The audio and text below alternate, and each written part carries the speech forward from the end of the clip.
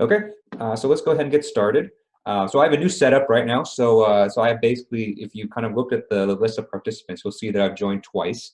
So that's not a mistake.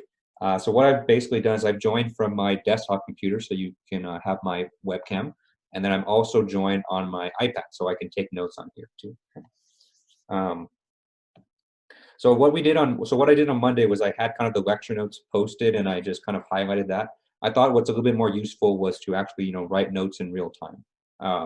So I have to say that, after trying out writing on this iPad, my writing is still really bad here compared to when I write on paper, but I'm going to try my best. Okay. Okay. So with that, let's get started. So let's kind of just recap kind of the most important point from last time, where last time what we did was we took the Navier-Stokes equations and we applied some scaling laws in order to obtain what we call the boundary layer equations. Okay? So in particular, what we ended with what was called the Prandtl boundary layer equations. Okay? Question, is it possible to upload iPad notes afterwards? So the iPad notes will be part of the video. I'm not aware of it saving any images of the iPad notes because this is a service through Zoom right now.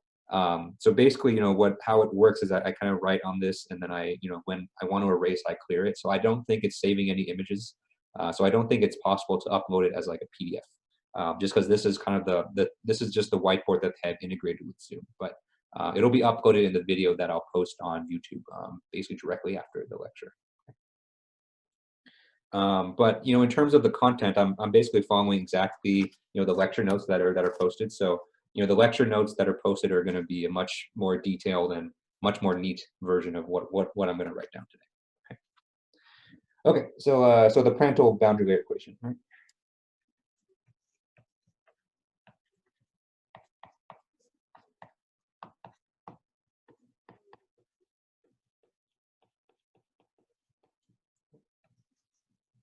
So remember, the way that we obtained this equation was we started from Navier-Stokes and we applied our usual scaling to non-dimensionalize the equation, and we were able to eliminate basically one of the terms. And then for the pressure term, what we did was we used the Bernoulli equation in order to replace it or put it in terms of the free stream velocity. Okay? So what we got in the end was this equation right here. So we had u du dx plus v du dy. Right. So we have our inertia terms, which usually we don't have, and then we have u infinity du infinity dx, right? So this was the term that we replaced for the pressure. So this was originally our pressure term. Okay. And then to that, we're going to multiply our viscous term. So our viscous term is nu d squared u d y squared. Okay. And just to remind you, so for boundary layers, what we're mostly concerned about is say that we have some surface like this, right? And we have some fluid that's going over the top. And what that's going to create is a zone kind of over the surface, right? Where the thickness of the zone is given by this quantity delta right here. Okay, so the delta right there is the thickness of the boundary layer. Okay? And so what we're going to do today is we're going to apply this boundary layer equation to a specific example known as the Palazzi solution, and then we'll see how we can actually at least get to a point where it's slightly easier to solve the equations. Okay? So we won't actually solve them, but we'll kind of run through the analysis, and through the derivation, we pick up a lot of really good intuition about boundary layers. Okay? So let's go and do that. So let's start talk about the Palazzi solution.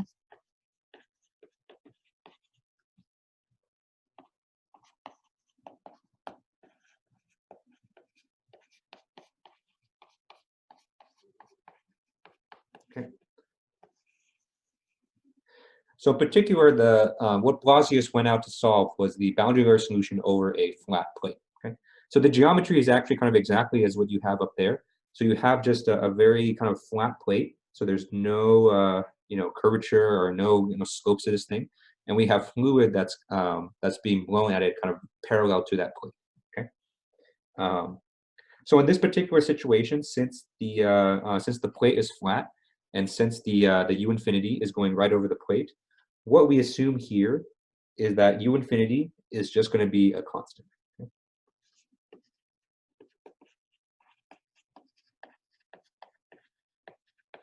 Okay. And this is a direct result of the flat geometry.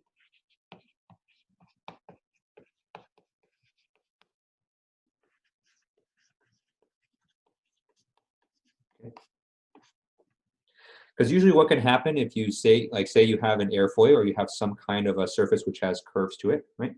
So you say, say we have some surface that curves like this, okay? We have U infinity that's blowing over like that.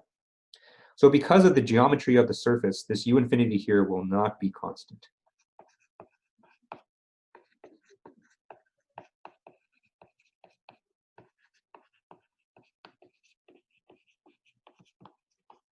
Okay.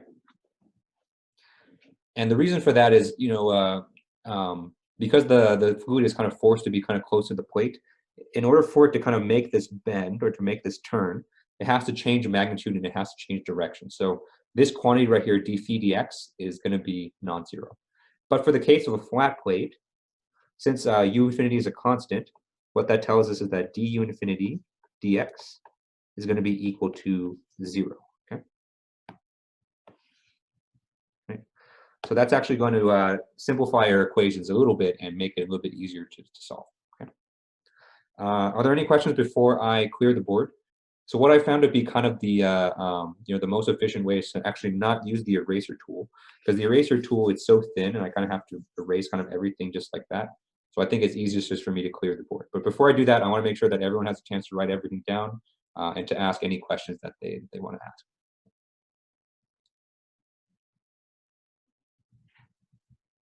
Yes. Yep. So what we're assuming here for the Palazzi solution is that our free stream condition, our free stream velocity U infinity, is going to be constant because of the flat geometry.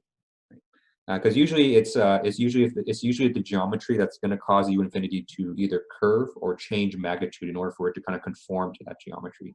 But since the plate here is going to be perfectly parallel to the flow, there's nothing that's causing U infinity to change. So we're basically going to assume that it's constant in this case.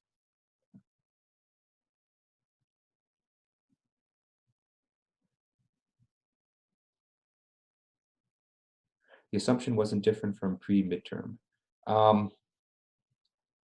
We probably made a similar assumption before, because usually when we do these kinds of problems, we assume the free stream condition is constant, just for computational simplicity.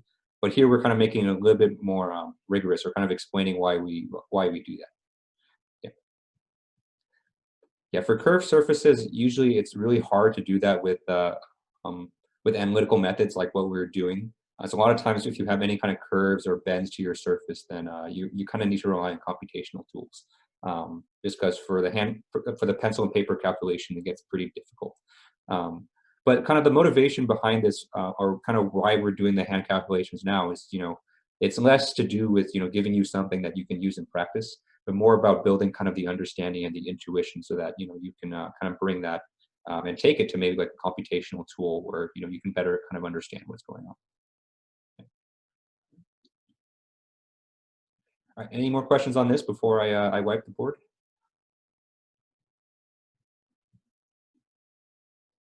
Okay. Okay. So let's go ahead and apply that condition. Right. Oh, question. So is this assumption unique to Blasius? Yes. So Blasius is specifically Blasius is the solution of the boundary layer over a flat plate. Yeah. So it's named after the guy who did it, but this solution is only valid when you have a flat plate where you can assume the U infinity does not change; it's constant. Okay. So let's continue on. So if we apply that assumption, then we get the following equations. Okay.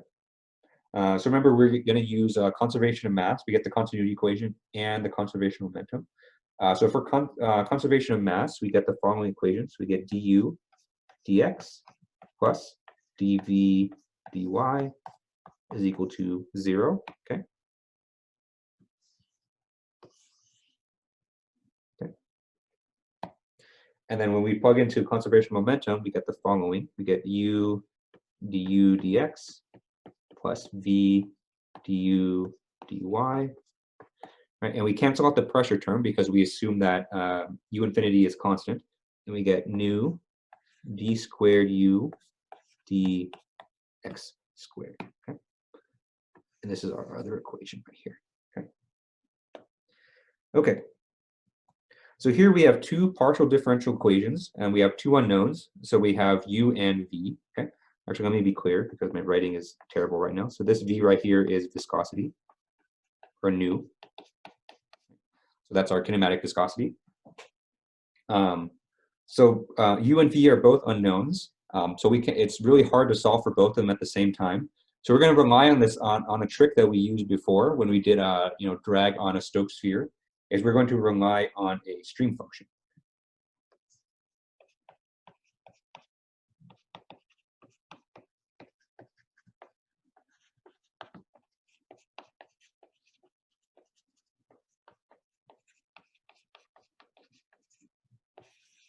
Okay. So the stream function, just to remind you for Cartesian, looks like this. So the stream function is a single scalar function psi, right? Or trident. So the way that the stream function is defined is that we can take derivatives of it in order to get our velocity components. Right? So in particular, our u velocity is going to be equal to d psi dy, and our v velocity is going to be equal to minus d psi dx. Okay.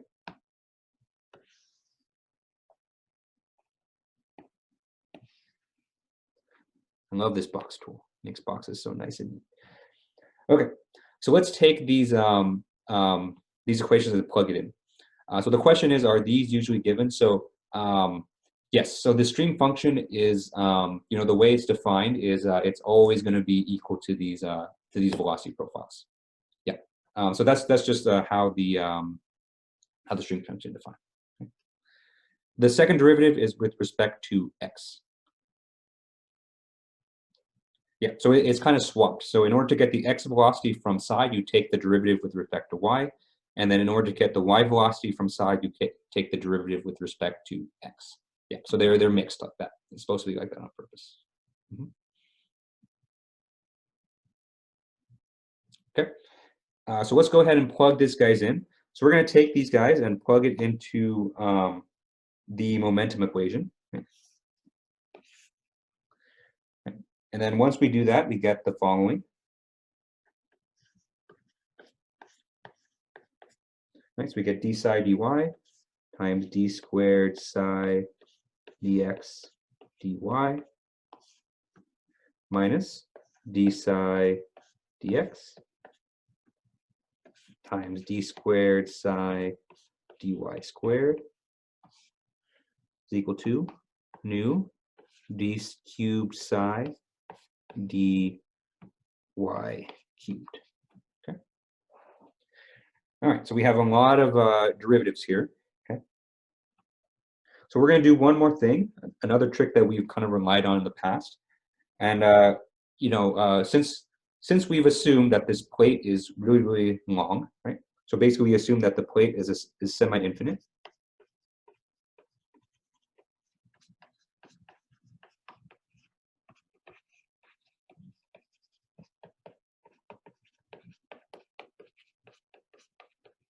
Okay. And so what that means is that if we have our plate like this, basically this length right here, L, is going to be really, really long. Okay.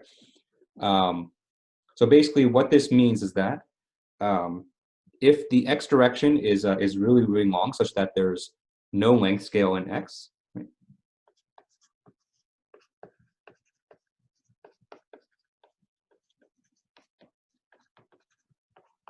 Okay. And since we do have a length scale in y, so our length scale in y is going to be the height of the boundary layer.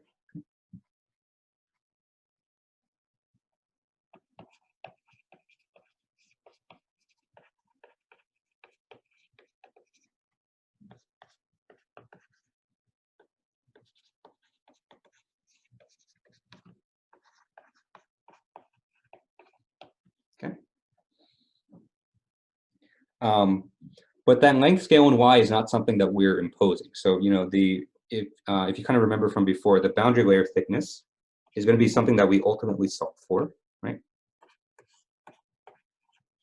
So it's not something that's imposed, right? So we kind of have a situation here where we have you know, our equations. It's kind of a very complicated derivative, but we don't have any imposed length scale, right? So hopefully that's setting off some kind of alarm bells in your head. So whenever we have a situation like this, what that means is that we can solve for the solution in terms of a similarity variable. Okay? So what we're going to do is we're going to find a similarity solution to the Palazzi equation.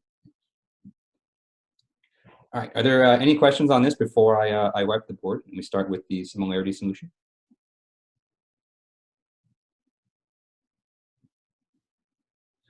Okay. So let's go ahead and wipe the board. Okay. So we're going to find similarity solution.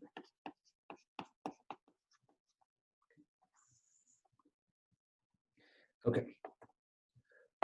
So in other words, we're going to solve for a psi, which is going to be a function of x and y. That's going to be the following. So our function psi is going to be equal to u infinity times delta of x. Remember, this delta right here is the boundary layer thickness.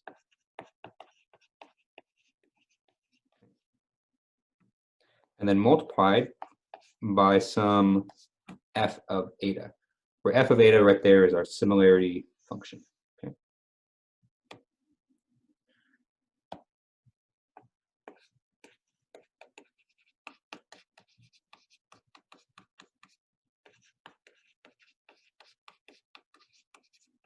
Okay.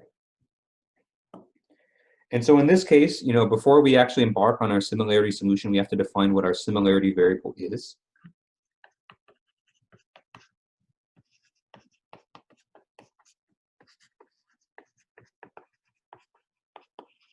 Okay. So eta in this case, it's going to be a little bit simpler than the ones that we looked at before. It's simply just going to be y divided by delta of x. Okay. So we have our similarity variable, which is just our y coordinate. That's basically going to be scaled by the thickness of the boundary layer. Okay. Okay. And the key thing to note here, and you know, I kind of wrote it like this on purpose, is that our boundary layer thickness is going to change with x. So basically, as we move along the plate, the boundary layer is going to grow. Right?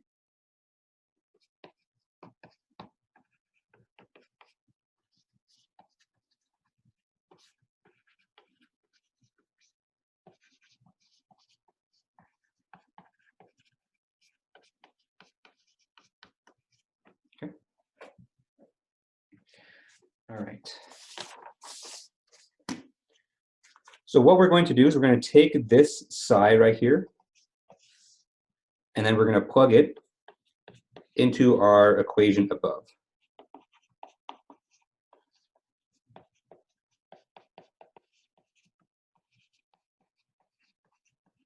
Okay. So as you can imagine, you know, the equation that we had before involved a lot of derivatives, and this is a you know, a function that's quite complicated. So what this means is that we're going to need to do a lot of chain rule. Okay.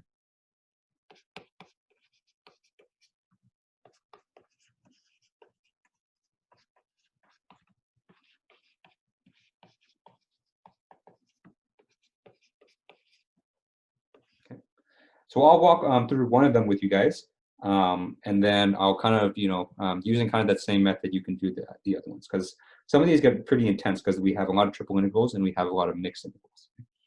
But I'll do the first one just to show you guys how this works. Right. So first, let's do just something that looks innocent. So let's do d phi or d psi dx. Okay. So d psi dx is going to be, we plug in for psi up here, so we have d dx of u infinity delta of x times f of eta. Okay. And by chain rule, we basically need to make terms for basically every function of x. Okay. So we have two things here that's going to be a function of x. So u infinity is just a constant, so we're going to, not cross it out, but just kind of take it out. This delta of x is obviously going to be a function of x, so we need a term that's with respect to that. And then this f of eta right here is actually also a function of x, as you can see here, that eta itself is defined by a function of x. Okay, so let's go ahead and write out the chain rule of this guy. So it's going to be two terms. The first term is going to be the derivative of delta x. We have u infinity d delta dx f of eta. Okay. So I guess in this first case we're doing the product rule because we're doing the product of two different things. Okay. Next, we're going to take the x derivative of f of eta. Okay, so we have u infinity delta of x d dx of f of eta. Okay. Right. But we have a problem here. So we have f of eta here, and we're trying to take the x derivative of that. But f of eta is not a function of x; it's a function of eta. So what we need to do is we need to do the chain rule on this guy. Okay? So what we're going to do is we're going to replace this. Okay. So first thing we're going to do is we're going to take the derivative of f in terms of the variable in which it is. So we're going to take d eta of f, right? So we have df d eta. And then to that, we're going to multiply the inner derivative of, or the derivative of eta with respect to x. Okay, so then we have d eta dx. Okay. And so now what we need to do is we need to evaluate this guy, okay, which we'll do on the next clip because we're out of space. Okay. Are there any questions on this so far?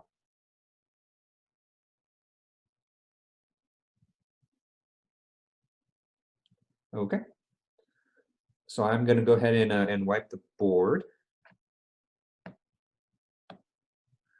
I have to switch to the PDF mode for a second, just because it's the camera is kind of blocking my clear button. Okay. All right. So the question is, when we evaluate it, what will we be looking for? So that's a great question because we're about to embark on a lot of math. So remember, eventually what we want to solve for is psi of x and y, right? Because when we solve psi, this will give us our velocity components. So this will give us our u and v. And so once we have u and v, then we basically said that we've solved the boundary layer equations. Because when we say that we want to solve the boundary layer equations, we want to solve for the velocities inside that boundary layer. But since the situation is really complex with the inertia terms, we need to kind of go this route with the similarity solution and the stream functions, just so that we can kind of solve the equation. The del of x, is that given, or do we know what that is in any form? Yeah, so that's a great question. So right now we don't know what that is. So it's just going to be a variable that we're just going to have to keep track of as we keep moving throughout the equation. Yeah. So we're in the end of this, we're just to give you guys little spoilers.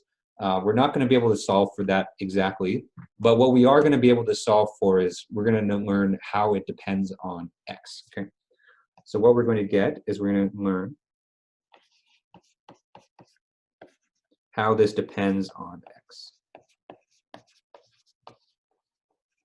Okay. And so what that'll tell us is that'll tell us how the boundary layer is going to grow as we go along the surface.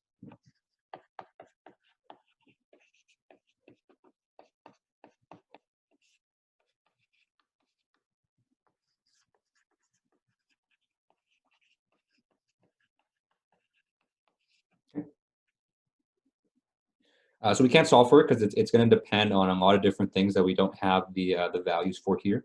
But we will learn, how that depends on x, and that's going to be probably one of the most important things that comes out of this this derivation. Okay. Okay. So let's continue on with that chain rule. Oops. Shoot.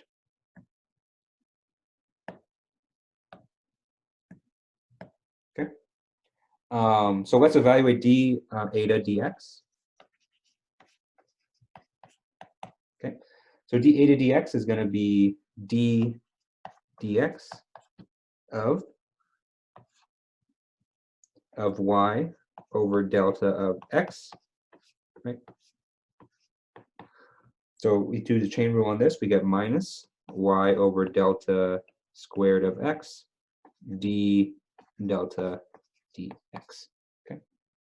So let's plug this in. Plug this into the expression above, and then what we get is, if we simplify it, we get d psi dx is equal to u infinity. Now both of the terms in our chain rule have d delta dx. So you have d delta dx, and then we multiply by f minus eta df d eta.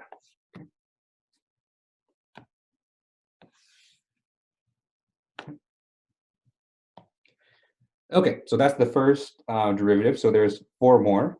So I'm not going to go through the kind of the derivations for each of those, but I'll kind of just list them to you. Okay. So the next one that we need is d psi dy. Okay. So thankfully this one's a little bit easier. So this is going to be simply, let's see, u infinity delta of x times df d eta dy. Okay. So this gives you u infinity times df d eta. Okay. Because when you take d eta dy, then we get a 1 over delta. So then those two are going to cancel out, and then you get just u infinity df d eta. Okay. So that's d psi dy. Okay. So now let's do d squared psi dy squared. Okay. So you go through the math, you get u infinity over delta of x d squared f d eta squared. Okay. Okay. Next is d cubed psi dy cubed. Okay. So you're just going to take the y derivative of that one more time, and you get u infinity over delta squared of x d cubed f over d eta cubed. Okay.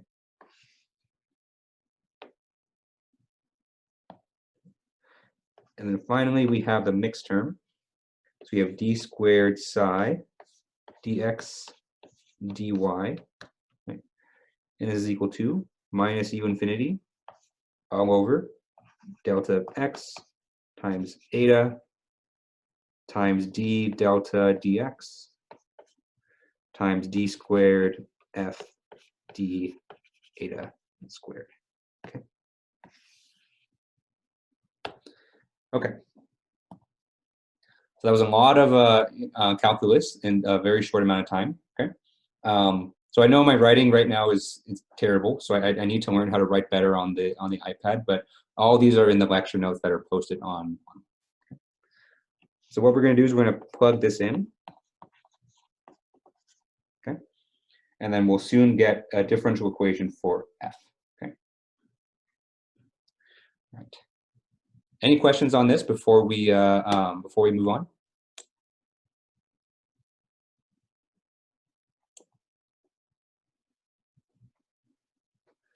Okay, so I'm going to clear the board. Okay. So after we plug it in, we get the following equation. So it's going to be quite long. Right. So get minus u infinity squared all over delta d delta dx. Okay. So my deltas are kind of ugly right now. Okay. Right. So the question is, which equation are we plugging these all back into? So that was the equation of we had our conservation of momentum equation for the boundary layers, and then we plugged in psi for those. So we're plugging these in for basically all the derivatives of psi into that conservation of momentum equation.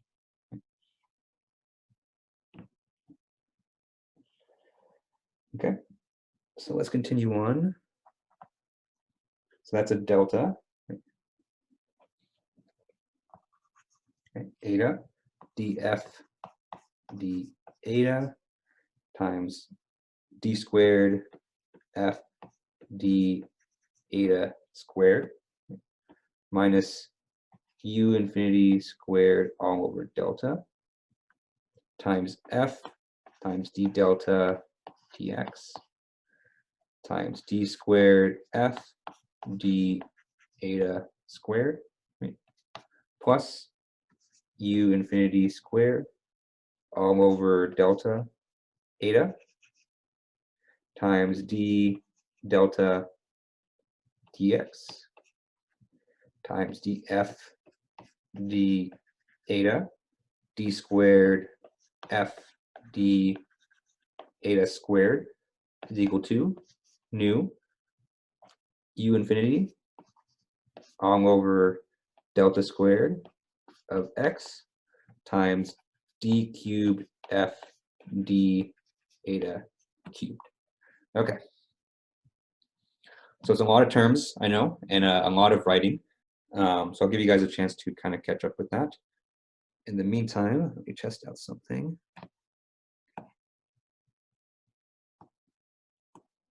Okay. Okay. So that's what we get when we plug in our, our all our psi derivatives. So it's a mess, right? So we started out with the conservation of momentum equation, and we ended up with just a giant mess. Okay. But thankfully, the way that we define this, it actually helped us out quite a bit. So let me highlight this term right here, and then this one. Okay. First time using the highlighter function here, so that works pretty well. Okay. So if you notice that those two terms are exactly the same, right? So since those equations are the same and they have a different sign out in front, they're going to cancel out with each other. Okay. So then when you do that, the equation simplifies to this. Okay. After we perform a little bit of algebra, so after those terms cancel, what we're going to do is we're going to divide by this term right here.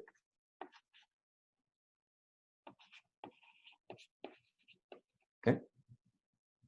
Basically, we're dividing by this coefficient right here. Okay. Because we want to kind of make it so that triple derivative term gets a coefficient of 1. Okay. So in order to do that, or when we do that, we get the following.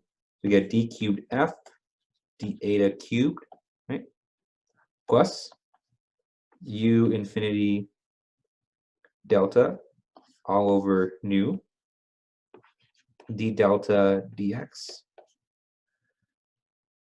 f d squared f dx squared is equal to 0. Okay. Right. Okay. So now we're at an equation that's much simpler than it was before, but it's still a little bit, we still can't solve this yet. Okay? In particular, we have this kind of big coefficient that's out in front of our second term. Okay. So we kind of need to know kind of what to do with this equation. Okay. So it turns out, in order for this to actually have a similarity solution, both of these terms need to have the same kind of coefficient, right? So if you notice, all the terms that I highlighted, these are all the terms that do not have f.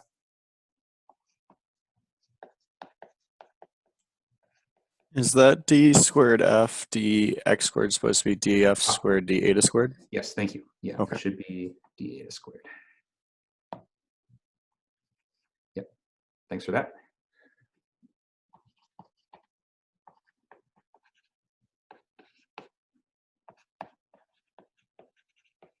Okay.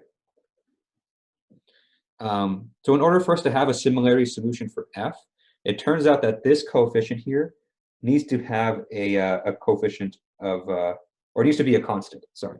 Okay.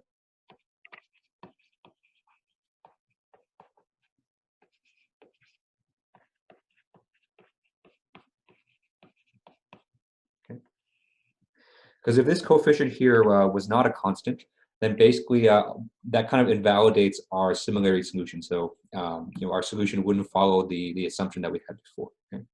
So what we're going to do is we're basically going to take this coefficient and we're going to enforce that it's a constant. Okay? So it looks like this. So we have u infinity times delta over nu times d delta dx. Okay. This is going to be equal to c, which is some constant. Okay.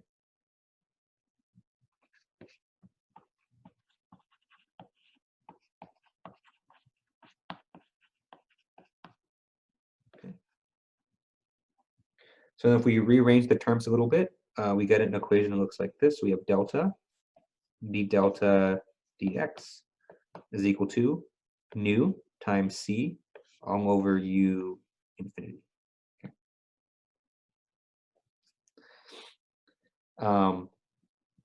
And then this equation right here is going to be unique because we have everything delta on the left and then everything non-delta, or in particular everything that's a constant, on the right. Okay. So what we can do is we can take this equation and integrate it. Okay.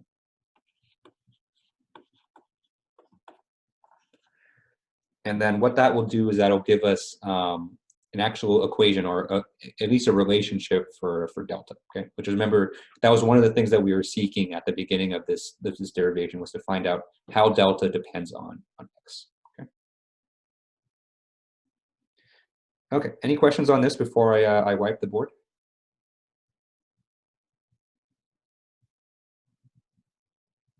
Okay.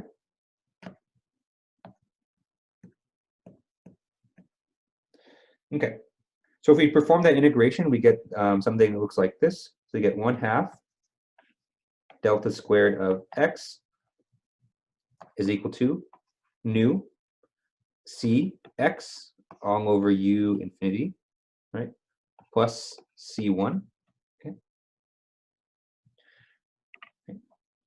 So at this point, we remember that all we required for our similarity solution was for that quantity to be a constant. So it actually didn't matter what that constant was. So actually, right now we have two coefficient. We have two unknown constants here. So we have c and c1. Okay. So it actually, for our similarity solution, it actually doesn't matter what these constants are. So in reality, if you were applying this for a real situation, it does matter.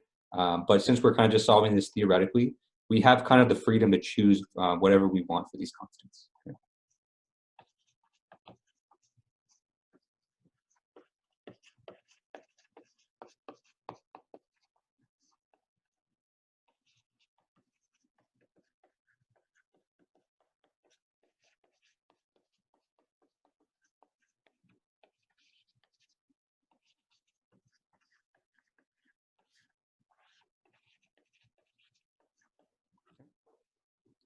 So actually, let's choose some values that are going to be convenient to us.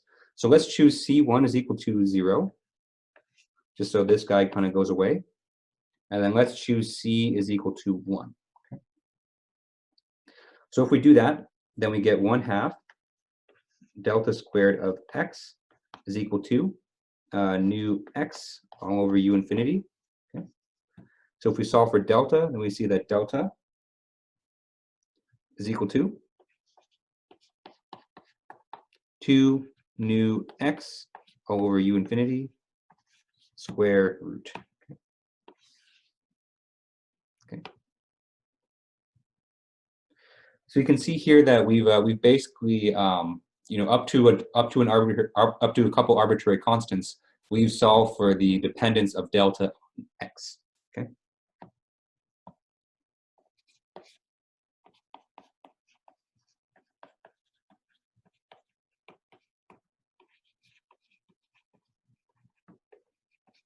Okay. So basically, what we said is that in order for us to have a similarity solution, or a solution to the Palazzi equation, that in order for that to happen, the boundary layer must basically grow as the square root of x. Okay. And we can also see how the different other values kind of affect this. Okay. The question. So we're letting the constants, yes. So we're letting those constants basically equal to 0 and 1, mostly just for convenience sake. because we're not, the actual solution for the boundary layer thickness will depend a lot on kind of the topology of your boundary layer. But we're interested in this case in just seeing how that boundary layer actually grows with X. Okay? So remember, so this isn't an explicit formula for the boundary layer. This just kind of tells us how it depends on the variables in our problem. So it tells us that it depends on the square root of X.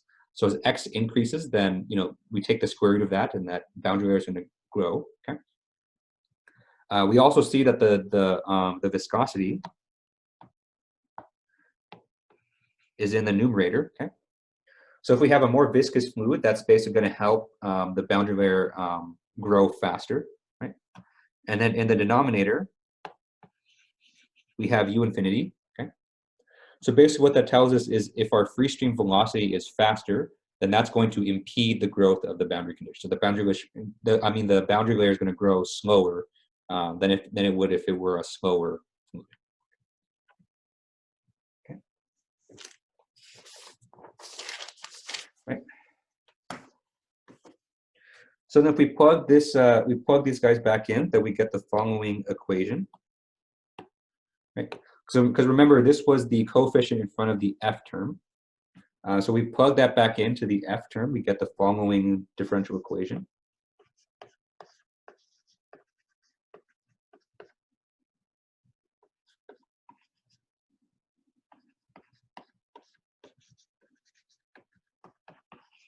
Okay.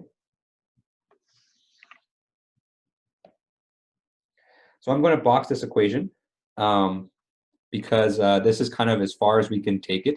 So it's a little disappointing that we can't actually solve for the value of F because this is a nonlinear differential equation. So it's an ordinary differential equation, but it's nonlinear. So nonlinear equations are kind of a pain in the butt to solve. So actually, for a lot of people, they even Palazzi, he kind of took it to this point, and he kind of gave it to his mathematician friend to solve for him. But nowadays, when people solve this equation, what they do is they rely on computers to solve this numerically.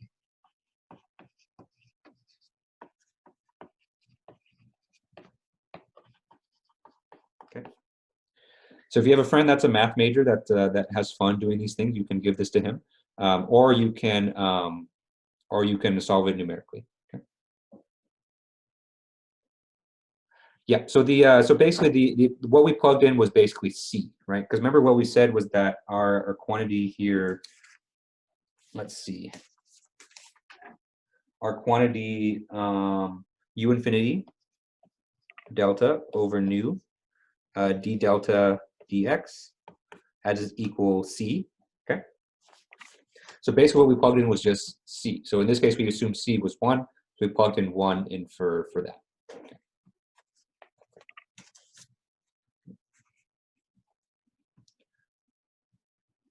This last equation right here. So this last, so the last equation, that's basically what we did. So we, if you look back in the notes, so actually I can pull it up right here.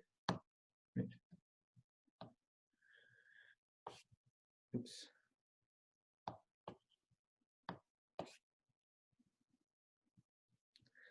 If you look at this equation right here, right? So this was the equation that we kind of basically started with, and then we plugged in for this coefficient in front right here. Okay. Okay. And we basically said that coefficient had to be 1 in order for us to have a similarity solution, and then we plugged in for that, and then we get the solution and then we get the equation that we had to solve numerically.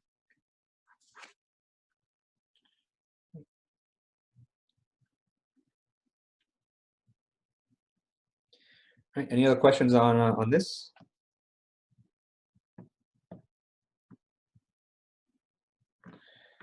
Okay, so that was a lot of derivation. So let's just talk about some key results. Okay. So if you remember from last time, so we've just developed kind of an equation for kind of generally how the boundary layer grows. But if you remember from Monday, what we talked about was various definitions for the boundary layer thickness. Okay. So let's compute those, right? So if you remember, the first one that we went over was delta 99. So the formula for this is going to be 5.0 times square root of nu x over u infinity. Okay. So remember delta 99, that was the height above the plate at which the velocity has kind of come up to 99% of our free stream velocity. Okay. So if we plug in some of the numbers for that, we basically get the following equation.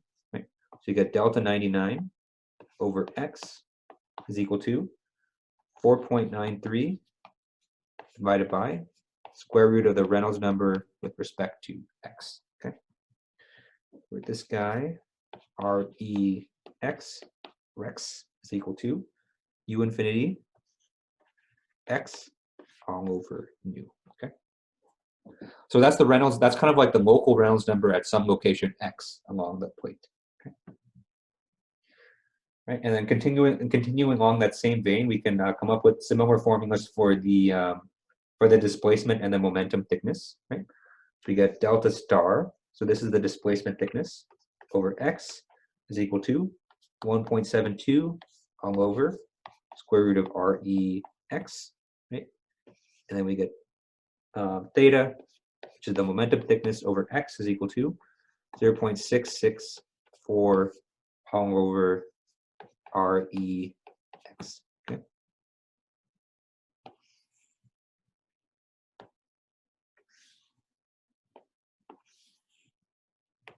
Okay. So these equations basically result from the numerical solution. So basically, I kind of took the equation behind the curtain, did some numerical magic on it, and then this is kind of the results for that. So these are the equations that you would probably use in more of a practical situation. Kind of immediately applicable will be on the homework. Okay. Right, so that's the boundary layer thicknesses. We can also compute the skin friction coefficient.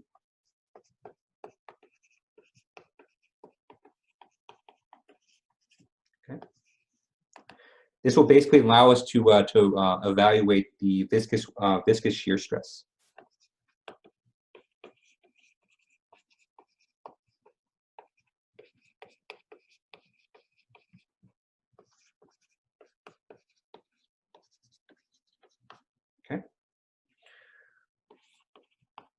Okay, so the formula for this is going to be CF, which is tau W. So tau W is our viscous shear stress times 1/2 rho u infinity squared is equal to 0.664 all over square root of Rex. Okay. So if you want to compute the wall shear stress, you notice that this quantity right here,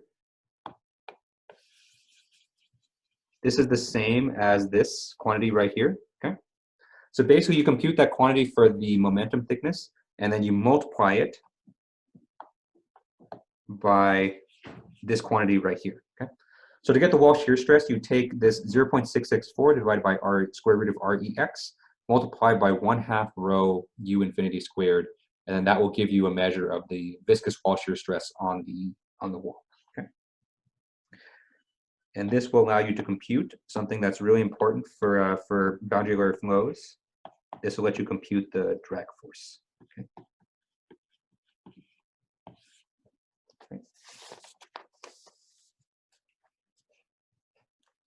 Okay. Any questions on this?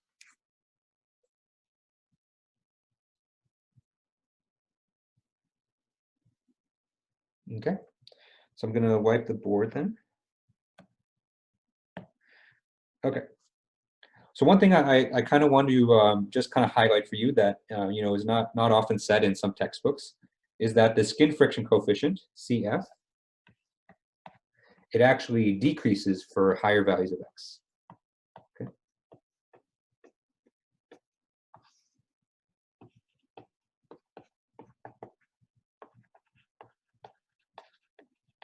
Okay.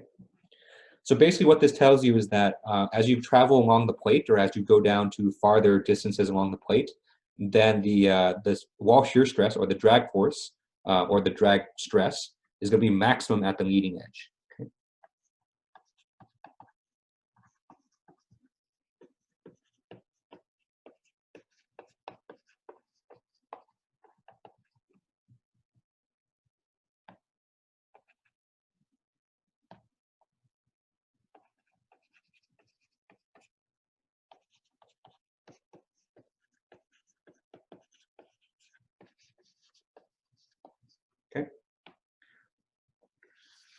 So if we draw our plate kind of like this, and we have velocity that's coming like this, okay?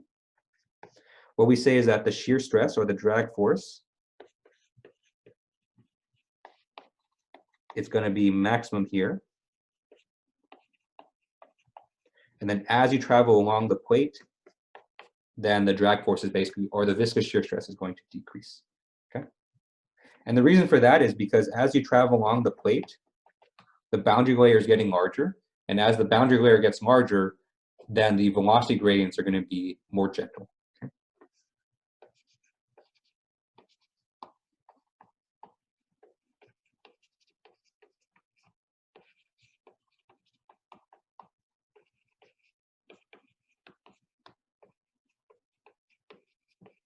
Okay?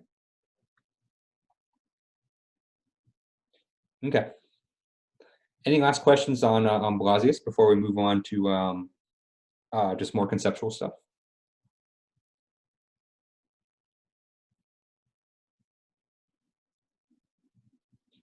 Okay. So that's the Palazzi solution. So believe it or not, that's the simplest boundary layer situation that we can think of. So in reality, you know, boundary layer phenomenon is extremely complex. So once you start adding curvature to your solid, or you know the fluid's doing something interesting, like you know you add some vorticity, then boundary layer equations become extremely difficult to solve. So we went over Blasius, which Blasius is really kind of the simplest one that you can think of, and you can already see we ended up with an equation that we couldn't actually solve. So you know boundary layers are something that it's hard to you know solve with pencil and paper. But it's good to really understand kind of the theory and kind of the intuition kind of behind that. Okay? So with that in mind, you know the book is actually filled with other kind of methods for you to solve boundary layer equations. But I thought what would be more useful was to talk about kind of some more practical kind of conceptual things that are kind of actually useful in practice. So in particular, this is going to be transition.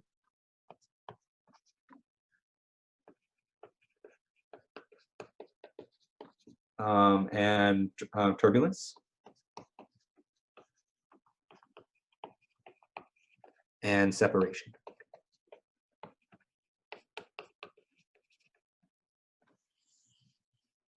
Okay. So actually, you know, one thing that one assumption that we had to make in the previous equation that was kind of implicit when we started on Monday was that the Blasius equations are only, or the Palazzi solution is only relevant when this boundary layer is laminar, right? And that's kind of true for all kind of analytical techniques.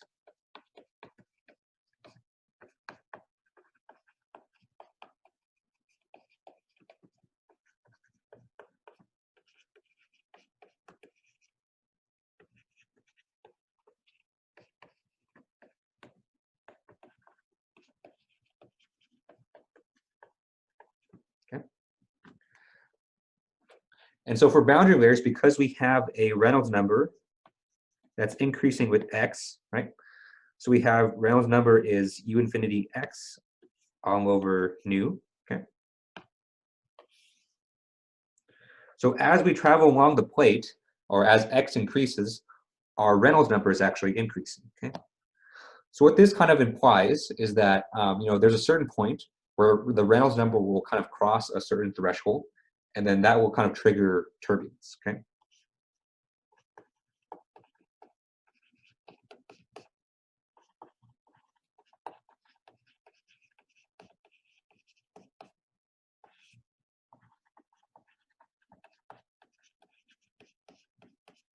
Okay. So if your surface is long enough, and your x value can kind of grow to a certain point, then that's going to guarantee that your boundary layer is going to be turbulent. Okay.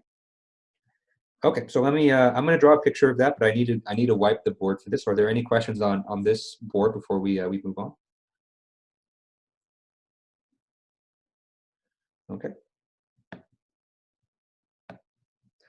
So this will be a real test of my drawing skills, because this is kind of a really important figure. Okay. So let's say that we have a flat plate that looks like this. Okay. And then initially in the first part of the plate, we have our Palazzi solution. So because of Blasius, we know that the boundary layer is going to grow as the square root of x, right? So we have kind of a nice kind of a square root graph that looks like this. But eventually what's going to happen is that the boundary layer is going to reach a point where it becomes a little bit kind of uneven. So that kind of square root of x dependence starts to kind of break down. Okay? And then eventually we reach a point where the boundary layer becomes completely turbulent, and then it starts to grow just like that. Okay. So I've kind of drawn out 3 different zones here, right? Kind of let me label them. So in this first zone right here, we have the laminar zone. Okay. Next, we have the transition zone. And then finally, we have the turbulent. Okay. So this is kind of the progression that a lot of boundary layers undergo, where they start laminar and the boundary layer kind of grows in a nice kind of orderly way. Then it starts to transition when things start to get a little bit crazy. And then once it goes turbulent, that's when, the flow gets really chaotic. Okay. So let me draw a few velocity vectors here just to kind of show you, just kind of illustrate what the velocity vectors look like. So just like we learned, weeks before, when you have laminar flow, the flow is very relatively well behaved. So it gets the name laminar because it looks like the fluid kind of exists in kind of laminae like that, right? Like a nice orderly, people driving on the freeway when it's not crazy. Okay, but then we start to go transition. So we can say that a pandemic is about to hit and everyone needs to go to Costco. So then people start kind of swerving in their lanes a little bit. So you can see the velocity vectors start to get a little bit more disorderly. Okay. So that's when things start to kind of transition to turbulence. And then finally at turbulence, we have Marshall law, okay, where basically the velocity vectors, they can go kind of very, very which way. So we have very, very chaotic flow. Okay. Okay. Okay. So this kind of progression kind of almost always happens for all the boundary layers. So we always kind of start laminar, and then we go transition, and then we go to turbulent, right? And that's because our Reynolds number is defined like this, right? So at the leading edge of our boundary layer, x value starts at 0. So when we have 0 x, then we have really low Reynolds number. Okay. So it turns out when this Reynolds number starts to get up to 10 to the 6, right? Then this is when transition starts to occur.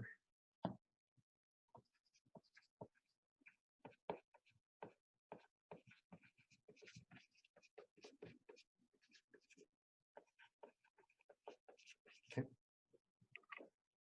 And so the thing about turbulence is that no one, this 10 to the 6 number, this isn't a number that someone came up with by, starting from Navier-Stokes and they scaled it. This is basically something that people have observed just from experiments, that once the Reynolds number gets up to this number, kind of, across many situations, that's when the boundary layer starts to become turbulent, right? So the thing about turbulence is that it's still kind of very much a mystery to us as scientists and engineers. Don't let people fool you. We still don't know anything about turbulence. So because of that, we have to rely, a lot of our understanding of turbulence really relies on these kind of experimental measurements like this. Okay. So it looks like that 10 to the 6 number kind of came out of nowhere. And for people who are kind of hardcore theorists, it kind of did. So it's not like this came from kind of first principles or anything like that. Okay. Okay. So even though turbulent boundary layers are going to be basically impossible for us to analyze, we can kind of describe some of their kind of general behavior that we can kind of expect. Okay.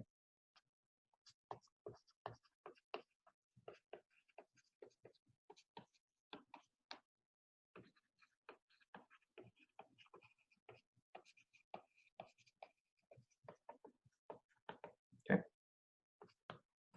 So let's do step 1, or the first characteristic. Okay. So the first characteristic that we expect, kind of illustrated in this picture here, is that turbulent boundary layers will grow faster than laminar boundary layers.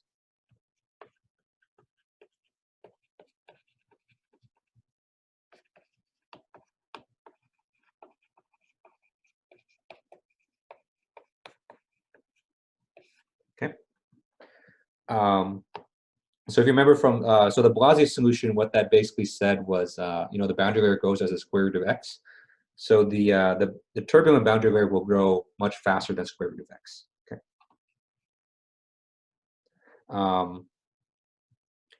I was thinking back to when I learned this before, but I don't want to say anything wrong. Right? So I know people have done measurements and they've kind of quantified that dependence, but I don't want to kind of give you guys a wrong number. But know that people have kind of measured this and they have some kind of dependence there that you can look up. Okay. And so the other thing is that turbulent boundary layers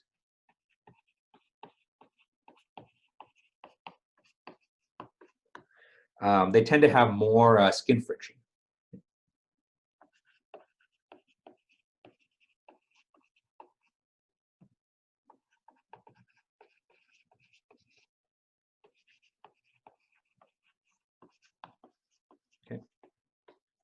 So if you compare the drag force or the viscous drag force on a section of the plate that has a turbulent boundary layer, that's going to be higher than the drag forces on the laminar portion. Okay, assuming they have roughly the same area.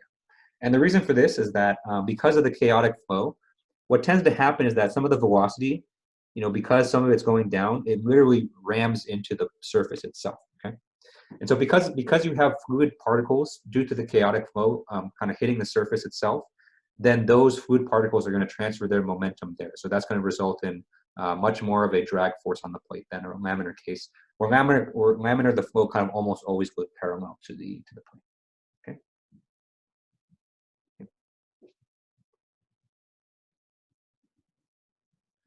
So we have a question of, unlike turbulent flow, we don't have models or ways of describing it mathematically.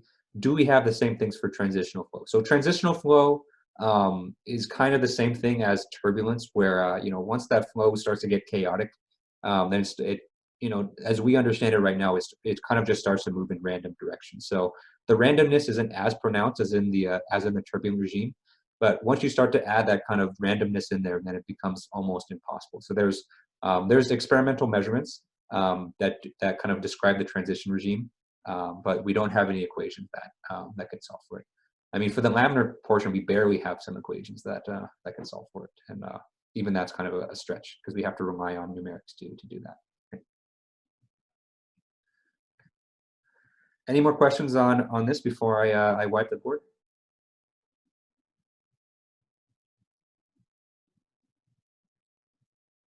Okay.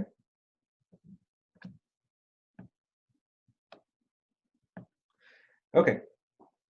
So the last thing that I want to talk about before we end this week is separation.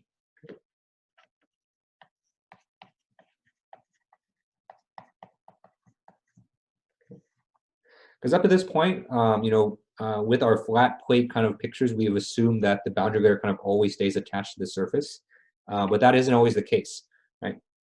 So what can happen sometimes, depending on the geometry of the object, your boundary layer can separate. Okay.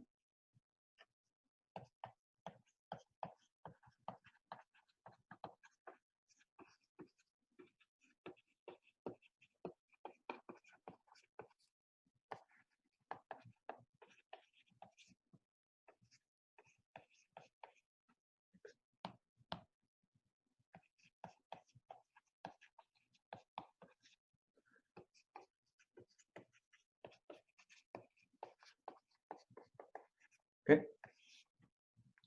And so what I mean when I say separate, what I mean is that the flow will form a wake region.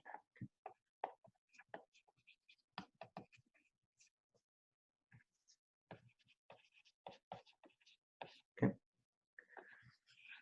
So if we kind of illustrate this as a flow past a cylinder, right?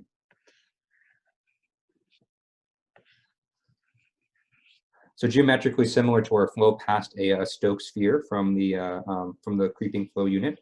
Okay. When you increase the flow speed quite a bit, then the boundary layer will separate, and in this region you have a wake. Okay. So a wake actually shares a lot of the same properties as a turbulent boundary layer, where the flow is kind of very, doesn't go in a straight line. Okay. And so in that wake, things really start to become complicated. But one of the big kind of upshots of the wake region is that the pressure is really low. Okay. So actually, if you ever gone to the beach and you've stood in the waves and you let kind of the waves crash into you, as the water's kind of hitting you like this, you'll feel like a big force that's pulling you that way, right? Or with the flow. So the source of that force is actually not the viscous shear stress, believe it or not. The source of that force is actually the fact that you have, in the upstream side of yourself, you have a very, very high pressure of the flow hitting you. And then behind you, you have a wake where the pressure is really, really low. So you have high pressure in front of you, low pressure behind you. So then that difference of pressure is going to be pushing you along with the flow. Okay. Okay. So let's talk about kind of why separation occurs. Okay. So the reason separation occurs has to do with the pressure gradient, actually.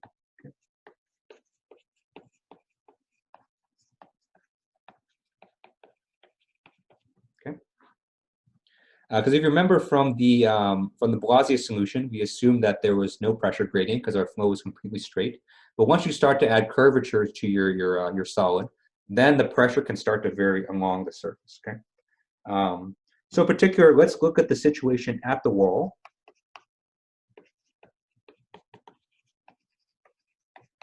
Okay. So at the wall, we have the no slip condition. Okay. Where U and V is equal to 0. Okay. So our governing equation looks like this.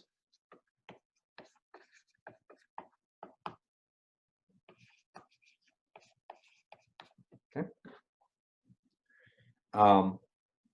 So we're going to kind of talk about the results of this equation when dp dx is less than 0, and when dp dx is greater than 0. Okay. But first, let's do dp dx as less than 0. So this is called a favorable pressure gradient. Okay. Since the flow is going from high pressure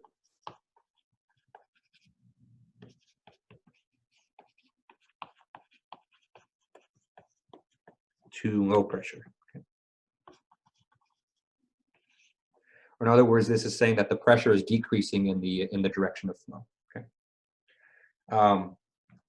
So the reason this is favorable is because fluid naturally likes to flow from high pressure to low pressure. Okay. So this is kind of a very advantageous situation for the flow. Right? Any questions on this before I wipe the board?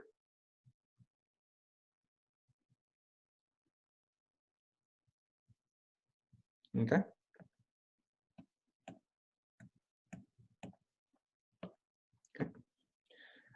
So if dp dx is less than 0, what this means is that if we go back to our equation that we did before, this means that d dy, and I'm going to kind of break up the derivative of du dy, is also less than 0.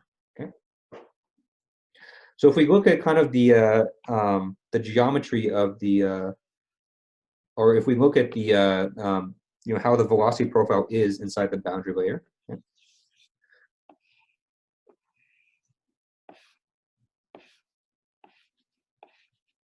Right, so this is kind of a standard case when the velocity is kind of going up evenly from 0 at the plate up to this free stream up here. Okay. If we kind of look at this velocity profile, if we kind of look at where the gradients are the most intense, we can see that the gradients are most intense here.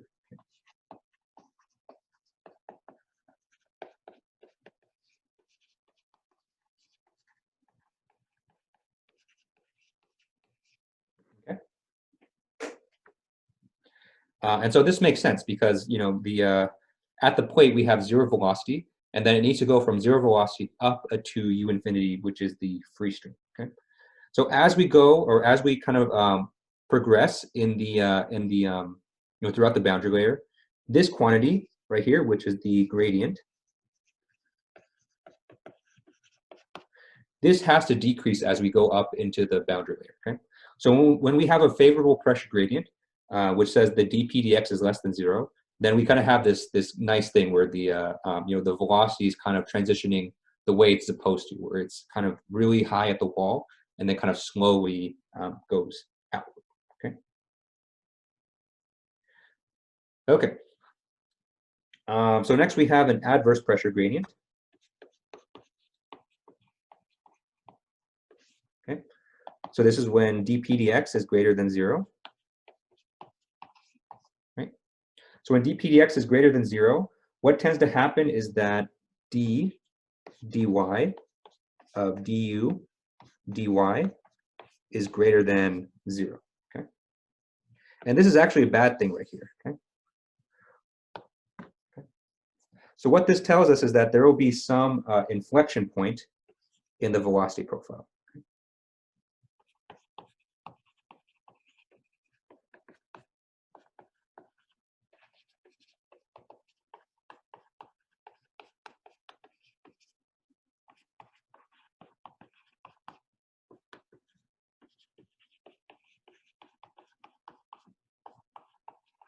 Okay.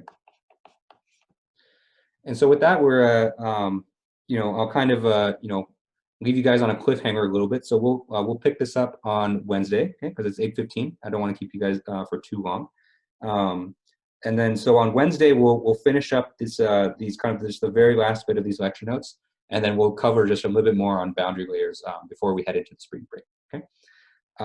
So thank you guys for joining virtually. I promise I'll work on my penmanship.